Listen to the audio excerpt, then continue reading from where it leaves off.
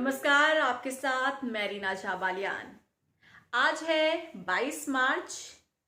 22 मार्च से शायद आप लोगों को भी कुछ याद आया होगा।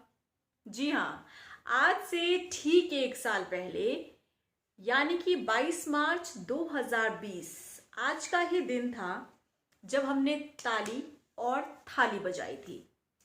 इसलिए क्योंकि इसका आह्वान देश के प्रधानमंत्री नरेंद्र मोदी की तरफ से किया गया था।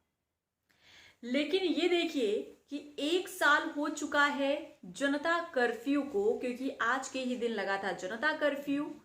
लेकिन एक साल बावजूद भी कोरोना हम सब के बीच से गया नहीं है, बल्कि जैसे जैसे ये मार्च का महीना शुरू हुआ, ये मानिए कि कोरोना ने भी पैर पसारना और तेजी के साथ शुरू कर दिया।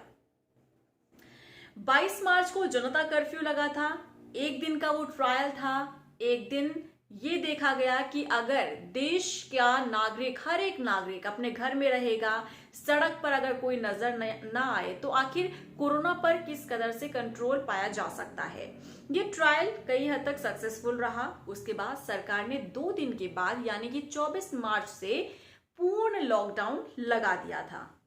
अब क्योंकि फिर से कोरोना महामारी इसी तरीके से पैर पसारती नजर आ रही है, तो आप सबके भी जहन में यही सवाल है कि क्या फिर से लॉकडाउन लगने जा रहा है क्या। तो अभी फिलहाल तक तो इस तरीके का डिसीजन नहीं लिया गया है, लेकिन अन्य देशों में इस तरह का डिसीजन लिया जा रहा है क्योंकि कोरोना के मामले तेजी से आगे बढ़ रहे हैं। जैसे कि अगर मैं पेरिस की बात करती हूं, तो पेरिस में भी 24 घंटे के भीतर 40,000 के मामले सामने आए, जिसके बाद 1 महीने का लॉकडाउन वहां पर फिर से लगा दिया गया है। अब हमारे देश के भीतर भी अगर आंकड़ों पर अगर हम जाएं तो 39,700 समथिंग मामले जो हैं वो सामने आए थे 24 घंटे के भीतर। तो ऐसे में फिलहाल इस तरीके का स्टेप सरकार नहीं लेने जा रही है, लेकिन हाँ, राज्य सरकारें अपने स्तर से फैसले ले रही हैं। जैसे कि अगर हम पंजाब की बात कर लेते हैं, तो पंजाब में बच्चों के स्कूल को फिर से बंद कर दिया गया है। गुजरात की बात करें, मध्य प्रदेश की बात करें, राजस्थान की बात करें, नाइट कर्फ्यू का सहारा लिया जा रहा है। तो ऐसे ही अलग अलग राज्य की जो सरकारें हैं अपने स्तर से फैसले ले रही है।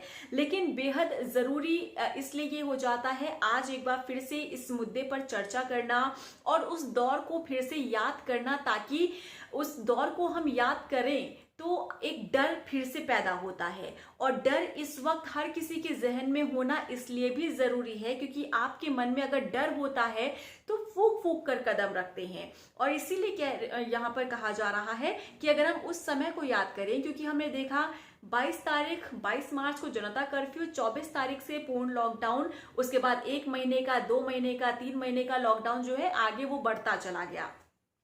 उसी दौरान एक बड़ी संख्या में हमने देखा मजदूरों की संख्या सामने आई थी जो शहर से गांव की ओर पलायन करने लगे थे, क्योंकि रोजगार खत्म हो रहे थे, लोगों के घर में राशन खत्म हो रहा था, घर में अकाउंट से पैसा खत्म हो रहा था। तमाम वो चीजें जो हमें अपने जीवन को जीने के लिए या फिर एक अच्छी लाइफस्टाइल के लिए होती हैं, वो सब चीजें घटती जा रही थी। लेकिन जैसे जैसे कोरोना का स्तर कम हुआ तो सरकार ने भी फिर से जिंदगी को वापस पटरी पर लौटाने की कोशिश की और अनलॉक की प्रक्रिया शुरू हुई।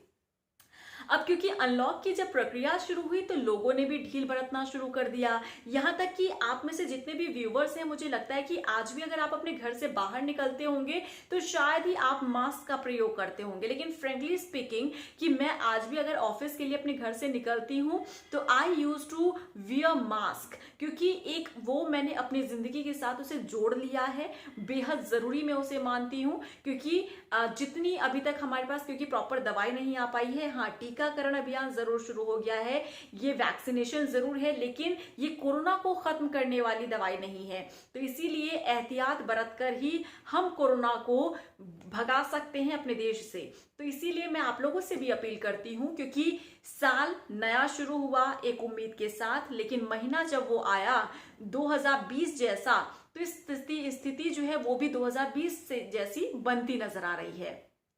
तो अब फिर से हम लॉकडाउन में ना चले जाएं, फिर से हमें अपने घर में कैद होना ना पड़े, फिर से रोजगार जो है वो बेरोजगारी ना देखनी पड़े।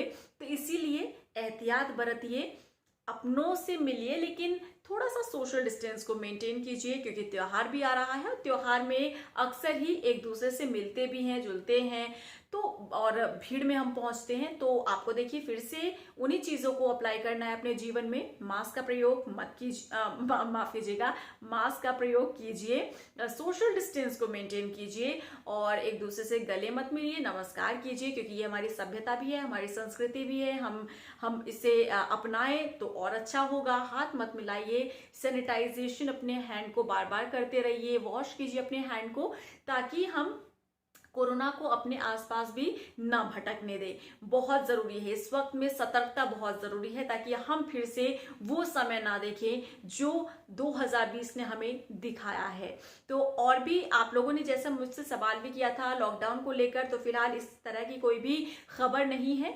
तो अगर इस तरीके की कोई भी खबर आती है तो मैं आप लोगों तक जरूर अपडेट पहुंचाऊंगी। फिर भी कोई क्वेरीज हो तो कमेंट बॉक्स में जाकर मेंशन करना मत भूलिएगा।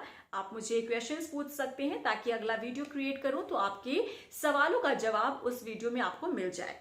फिलहाल के लिए मुझे दीजिए इजाजत। नमस्कार।